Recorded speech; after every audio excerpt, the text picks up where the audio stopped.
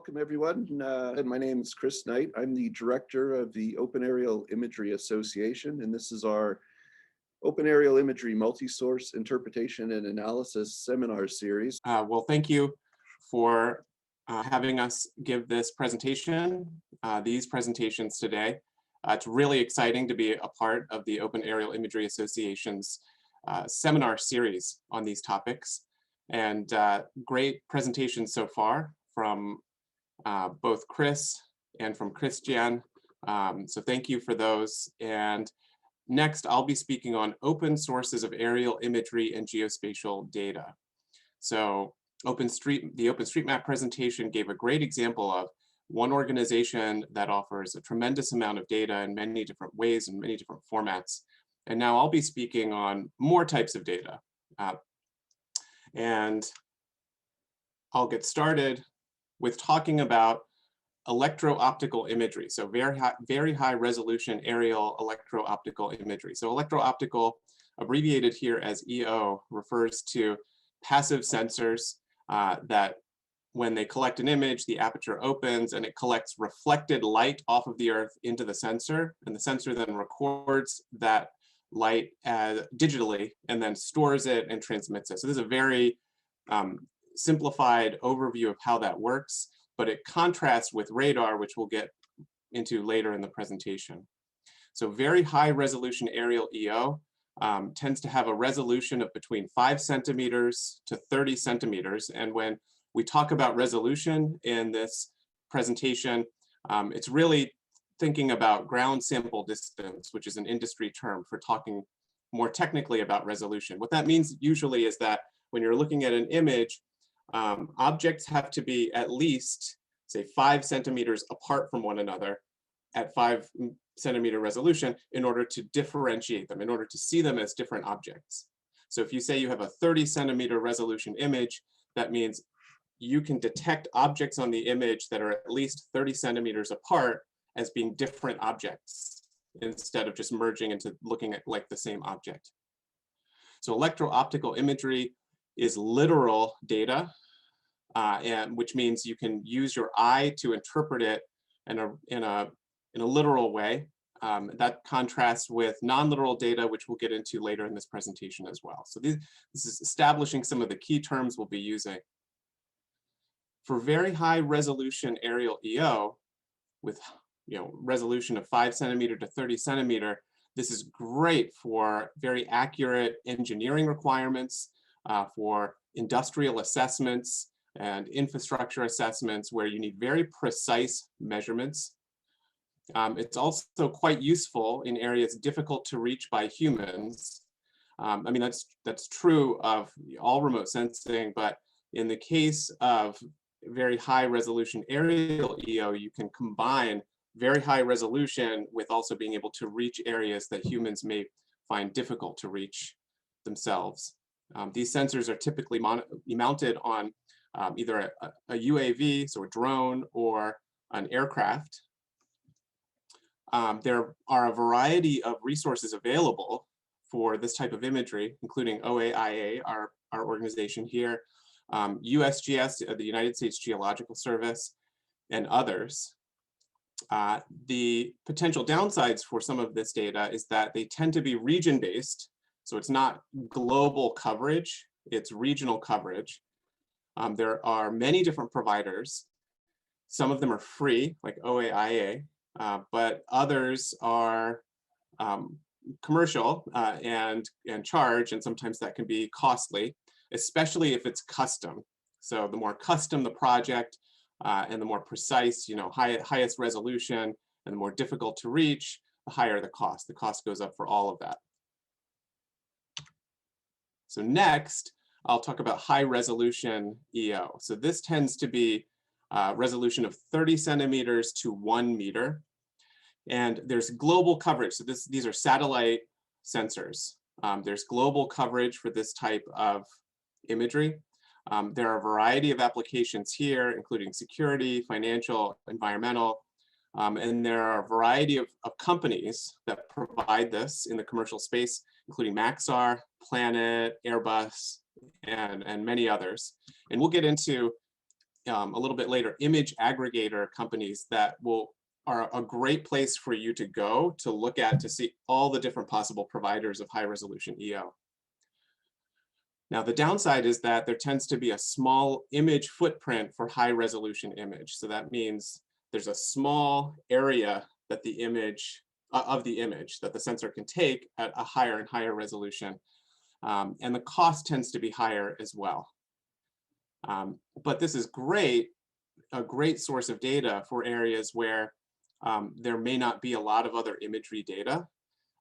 And it's also great in areas that may be denied for doing aerial surveillance in other ways, or for national strategic issues. It can be a great source of information. And here the graphic on the right shows a combination of some of those things. Very high resolution at a very sensitive location involving national strategic issues for a foreign country. And you can see this high resolution EO imagery is able to pick out things such as air handling equipment on the roof of a building, which all helps to do security and infrastructure assessments. And so this is a real benefit for this type of data. There's low resolution EO. This tends to have a resolution of 2 meters to 15 meters. There tends to be a larger image footprint than high resolution EO.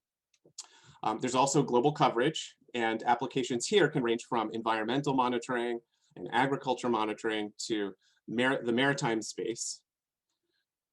There are many resources available, both commercial and then also freely provided. So there's Maxar, Planet, European Space Agency, for example, but then the USGS also offers some free low resolution EO data.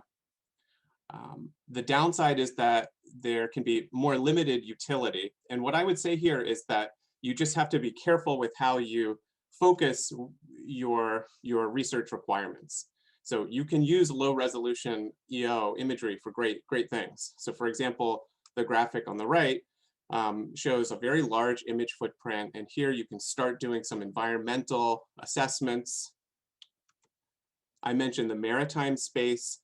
Low resolution EO can be very useful in the maritime space for monitoring, for commercial shipping, or even for monitoring of sensitive port areas, especially for larger vessels. So this is an example of a port on the coast of Iran, and the large image footprint allows you to see a very large area.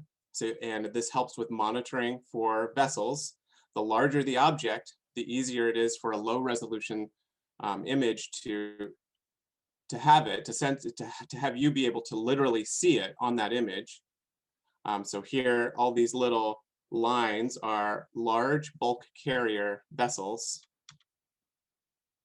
And here's a zoom in. This is a 3-meter resolution image from Planet. And this gives you an example. When you're zoomed out, you can see many objects over a large area. When you zoom in, it can be quite difficult to individually identify a vessel at the entity level with just this imagery. So you need to combine it with other forms of information. So it's quite useful, but you have to clearly define the use that you want to get out of it. So I mentioned image aggregators. There are a variety of these, and here are some examples. For example, there are online mapping portals, including Google Earth and Bing. These tend to be free and in the public domain, freely available, especially in the United States and in Europe, they're free and freely available. There are many different types of imagery available through these services. The downside is that the imagery tends to be a little older. And I would also caution that anytime a product, especially a widely used product like Google Earth or Bing Maps, is free, that means that the users are the product. So we are the product when we're using a free resource like this. So what does that mean? That means anything we do in the portal, anything we do in Google Earth can be used as data by the company that's providing it to do other things. Now, that doesn't have to be bad, but it's something that we should be aware of when we engage with them. There are also image resellers. And these image resellers have access to many different image providers. The example on the lower right shows a screenshot from Apollo mapping services. They have an index of all commercially available image providers. So they're a great place to start if you're looking for any image at a location, just to see what's commercially available. The potential downside is price for imagery and distribution methods. So every image reseller has a different pricing scheme and a different way of selling the imagery. So that means there can be different minimum area requirements for an order. So some image resellers will say you have to have a 25 square kilometer minimum for any image. Others, it's just a 1 square kilometer minimum. So there's very different ways of assessing how much you'll spend on an image. And then the distribution methods differ as well. So when you're ordering imagery, you should be familiar with all the different ways that you can receive it from different companies.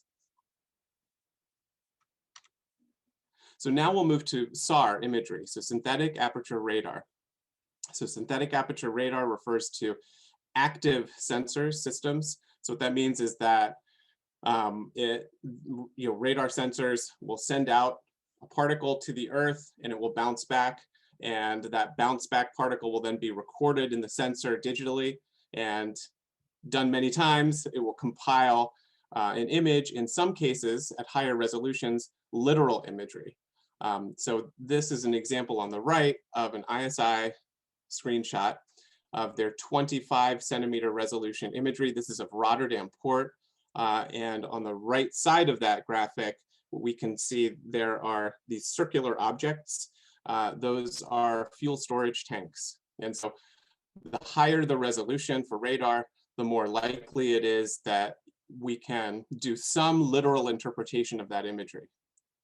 High resolution radar tends to have a resolution of 25 centimeters to 1 meter. There's global coverage, and key to this, it is not affected by cloud cover. So that's key and quite different from EO imagery. So that's a real virtue of SAR. Cloud cover does not affect it. And it can be quite effective for automated change detection tools, which you'll get a little bit into a little bit later in this talk.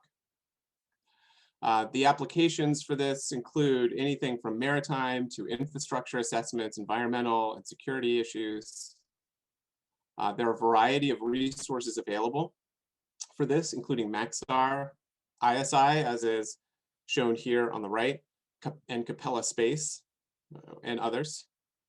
The potential downside is that the usability can be a little difficult if one is not trained to or experienced in looking at this type of imagery. And it also requires some processing sometimes. And so that can be done usually on the part of the provider, not usually on the part of the user, but it's just to say that this is sort of at a barrier between literal and non-literal data. And so it's a data type that sometimes requires some additional exploitation. There's low resolution SAR. This tends to have a resolution of 5 meters or more. There's global coverage for this as well. And applications for this can include environmental and agricultural monitoring in particular, infrastructure changes, so change detection at a large scale. There are some good resources for this type of data, including the European Space Agency, which provides Sentinel data. It's part of the Sentinel program, provides some of that data for free to the public after some period. So that's very useful. And this can be useful, and actually the Sentinel data in particular is often used in various automated intelligence or AI or artificial intelligence or AI applications, including change detection applications. Now the downside for this is that low resolution imagery or low resolution SAR in particular really is not literal data in the sense that it's difficult to look at it with your eye and see something and exploit it. It tends to be non-literal, and so you need to do a little bit more with it to process it in ways that you can get useful data from it. So what's great about especially radar data is that you can do automated change detection services with this data. So there are SAR-based automated change detections. These utilize open source SAR data, such as the European Space Agency Sentinel program. You can apply this at a global scale, and this allows monitoring change at scale and faster than a human eye. The downside for this is that any automated results require human verification. So that's actually not really a downside. It's just a reality of the data. And for example, the graphic on the right shows how AllSource Analysis partners with a company that specializes in automated change detection that uses SAR data to do verification of the results. And when we say verification, in this case, for this particular company, what that means is we look at each of these automated change detection outputs. The output comes in a polygon. So we look at each polygon, we compare it to high resolution EO imagery, and we say, yes, this looks like an important change to infrastructure at the facility, or no, this is not significant change. This is maybe weather related, or this is an object that arrived and then it's departed on another image, so it's transitory. So it's really about both verifying change, but then also having a clear definition of the change that's important and working towards that answer with the company providing this service. So you can also use this for tipping and queuing tasking. So when you've done your verification, if you've got something that you think is important and significant based on the data and based on your verification of the data, then you can use that information to task our satellite imagery to get more information. So now we'll move to geospatial data. So this tends to be more non-literal data, and it includes many types of raster and vector data. It provides key contextual information, and this includes mapping data that you can use for all kinds of analysis and communication with customers. Now, when we talk about geospatial data, frequently it's presented as an idea in the form of layers of information, like the graphic on the right shows here. So you've got many potential layers of information that you can incorporate together usually in one GIS platform, like QGIS or ArcGIS Pro. And then you can go in between each layer or put layers together to search for additional relationships or do other kinds of analysis to help you in your research goals. Now, we've structured this section of the presentation into 3 categories, and that is government sources of geospatial data, commercial sources of geospatial data, and crowdsourced geospatial data. So first, government sources of geospatial data. These can be at most any scale. It can be countrywide, it can be regional, and it can also be local. And the types of data that can be provided by government sources can range anywhere from agricultural data to locations for arts and music and literature, so libraries or theaters or opera house locations, to government and political institution locations, so government buildings, hospitals, military locations, although there tends to be, for good reason, some limitations on that information, and more. So there, all kinds of transportation data. There can be so many types of information that you can get from government sources. With that great number of types comes a wide variety of types. And so there can be many different standards for data, either between governments or between levels of government. So say federal level could have one standard, but a local level of geospatial data may have a completely different standard in some cases.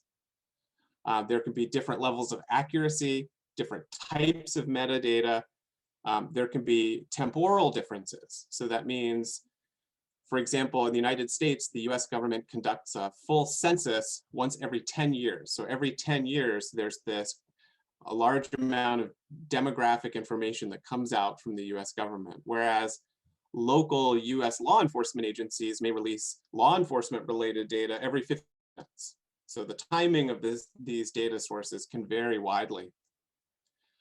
And then file types, of course, can vary widely as well.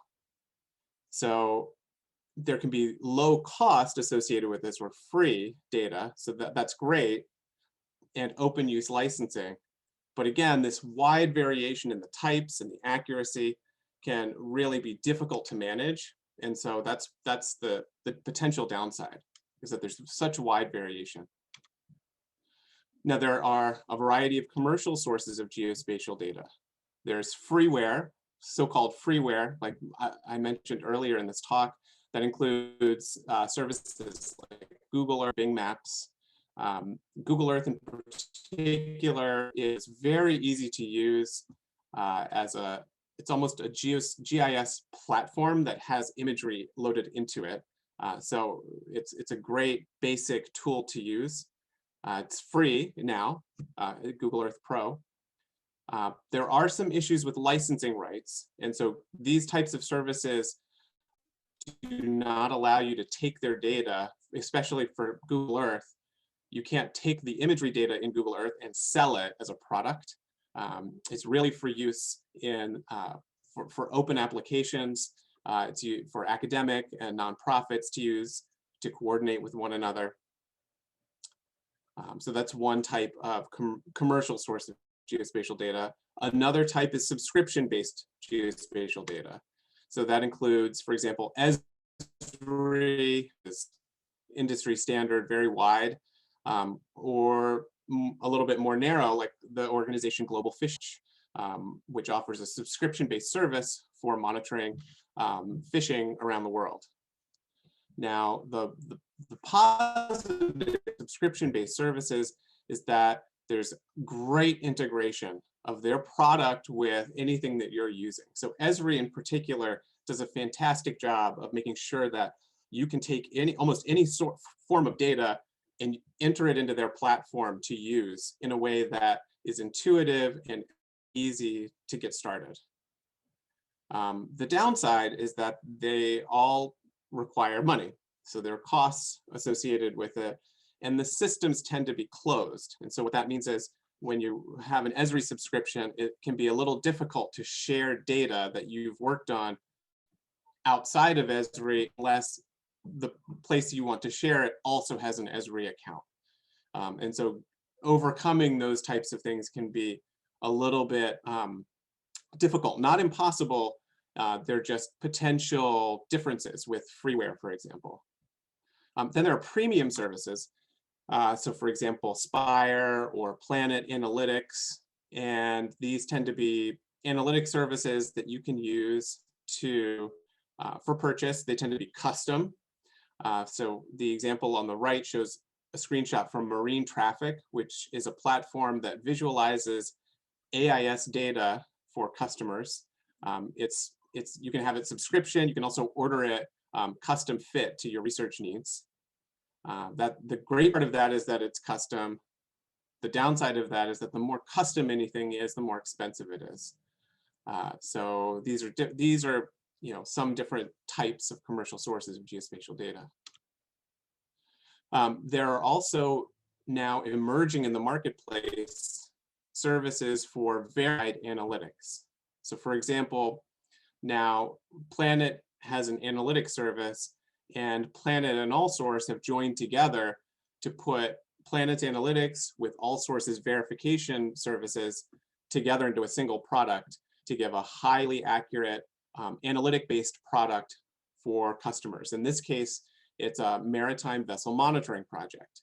So we've got vessel analytic detections. Those are those little green squares in the graphic on the right. Those little green squares are all Planet's analytic detections that have been verified for vessels. That means each box shows a vessel was there on a particular date at a particular time, and AllSource has verified that it was actually there at that date. And then AllSource has gone further to go and do vessel classification for each of those detections, meaning we go in and we say, here was the vessel type, here was its length, here was its width. And particularly in the case of areas where vessels are not using AIS data. So AIS data is a maritime industry standard. It's like a GPS sensor that emits a ping that identifies the vessel and shows its position at a particular time. And this is required for maritime safety. Some vessels don't use it, and they don't use it intentionally at times, in part to obfuscate their behavior or to just, they just don't want people to know what's going on. In areas where that's occurring, this particular service is quite useful because you can get an idea of vessel traffic that doesn't require the vessel to be voluntarily using this AIS system. There are custom commercial data sets. So emerging in the marketplace are some custom data sets that offer greater insight, particularly into military targets. So the example on the right shows AllSource's Iran countrywide facility identification product. That's all military facilities and other sensitive infrastructure facilities in the country of Iran.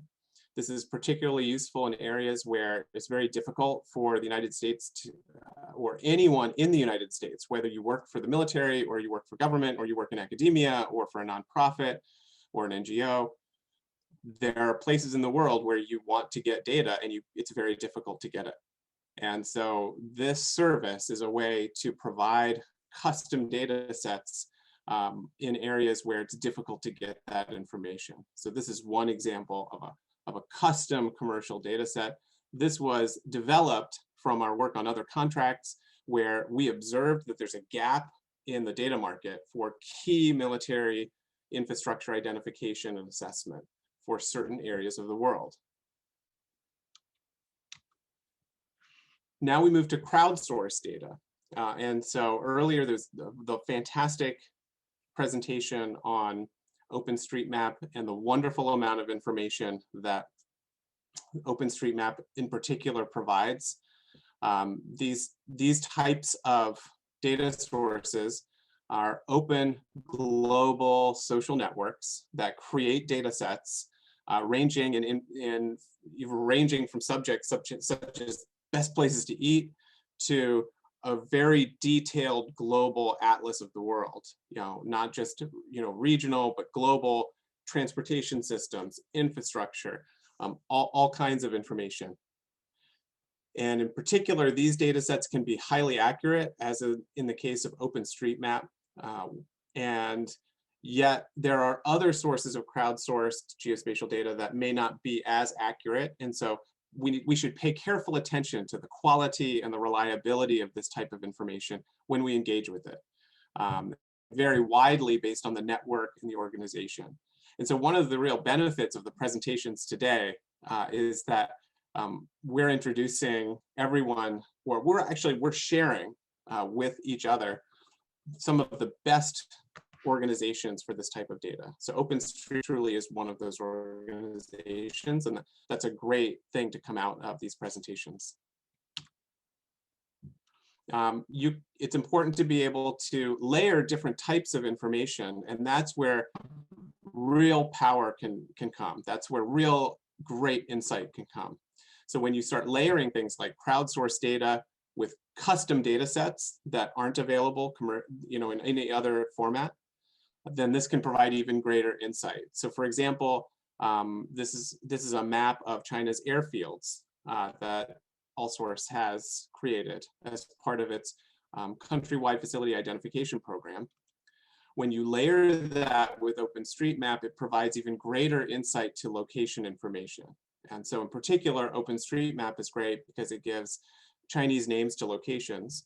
And this can be particularly useful for any kind of infrastructure that you're doing research on, to get names of locations that are, could be, you think, indigenously created, and use that for further research. So it can be quite powerful. And now I'll end these examples with commercial signals data as an example of geospatial data. So this is a different kind of geospatial data, but quite important, quite useful. And some people refer to signals data as SIGINT, and this graphic uses the term SIGINT for signals intelligence. I prefer at this stage to just say it's commercial signals data. It's not, it's collected in a relatively transparent way. This is an example of data from the company Hawkeye 360. And this data they've collected via their own satellite constellation, mobile satellite phone signals, and VHF communication signals, which tend to be maritime radios in this area of the world. And these signals are collected and then they're geolocated. And there's a geolocation error probability ellipse provided with this data. That's those very light toned circles or ellipses around the points that we see on the graphic. And so that gives you an idea of where anywhere within that ellipse this signal came from. Some of these geolocation ellipses are quite large. Some of them are quite small. All of them contain some amount of geospatial information. So this provides just a different kind of information that's quite important for companies like AllSource in particular, when we have a research issue, such as cross-border monitoring in the region of Libya. Then when we look at imagery, it's important to know, and we'll get a little bit into this also in the next presentation, each image taken is 1 second in time during a day. And so it's wonderful because it's a great literal source of information that you can do analysis with, but it's one moment in time. And if you're looking for more indications of what's happening in terms of activity, something that's happening, some cross-border movement, then that 1 second in time is usually not enough to get a good sense of what may be happening over the course of a whole day or a week or a month. And so here it's important to then layer different kinds of geospatial information, including, for example, signals data with imagery data to provide greater insight into what's happening. And so this is an example of how we took some of Hawkeye 360 signals data of this region of Libya to then help to point us in the direction of imagery, to then look at imagery and layer it with some of this information to get greater insight into things that were happening in this particular border area, in this case, Libya with Egypt and Sudan. Signals data is another great type of geospatial information, primarily because it comes with location information. And so if you can leverage that information, it's important geospatial data for you. So with that, I will stop and I'd be happy to answer any questions anyone has so far. Thanks, Renny. That's great. I did have one question about one of your comments. Or I think you mentioned this a couple of times. So one of the problems with the wealth of data that we have available to us is they come in different formats. They might be different resolutions. They might be at different times, all that sort of stuff. What kind of tools or techniques do you use personally to try and manage that mess of information? Are there any particular tools that you like to load all your data into? Is there anything that helps you organize the various data sources that you're looking at? Yeah, that's a great question. And right now I'm going to show you. So yeah, there are a couple of different tools that we use.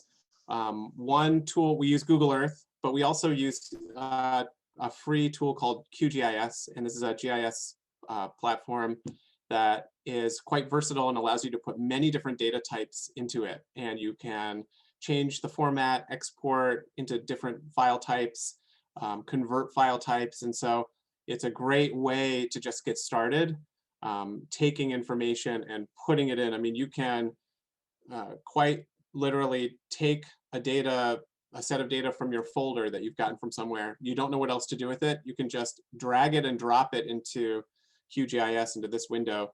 And if it can read it, which it usually can, it will populate it and immediately allow you to start visualizing it. And so this is a great tool that we use to do a lot of the more sort of analysis with different file types, Chris. It just allows us a little bit more flexibility. Now, there are other great tools. Esri does a great job. ArcGIS Pro is a wonderful tool similar to this that we also use.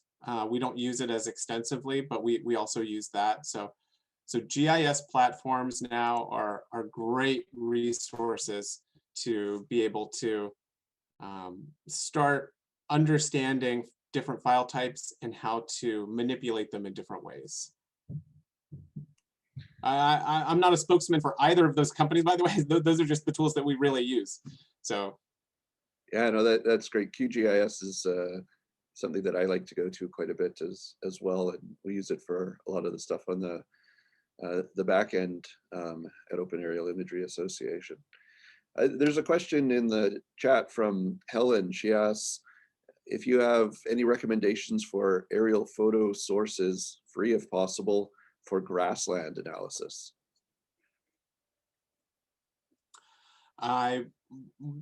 That's a good question. And I think, yes. So aside from any information that you all may have, so I don't actually know all the different places where Open Aerial Imagery Association collects data, but I imagine in the summertime there have to be some areas of grassland that are collected. And then Helen, in particular, it depends, I think, on what type of grassland, like where in the world you're looking for. But I know that USGS also provides free aerial data of parts of the US, just open areas for environmental monitoring that can be high resolution. And so it depends, if you're just doing a general terrain analysis and you're trying to get how different types of terrain look on different types of imagery, that's a great resource to use. If you're looking for a specific area of the world and grassland assessment in that area of the world, then I think it becomes a different issue. And I think I'd have to know more about the specific location. Yeah, thanks. And from the OAIA's perspective, we're starting up as an association. Most of our imagery is captured in the southern Alberta area. But if there's any grasslands that you think would be a useful place for us to fly airplanes over in southern Alberta, that would be fantastic information for our association, because I know our pilots would love to get up and fly along back and forth over farmland. Nothing's funner than that. Yeah.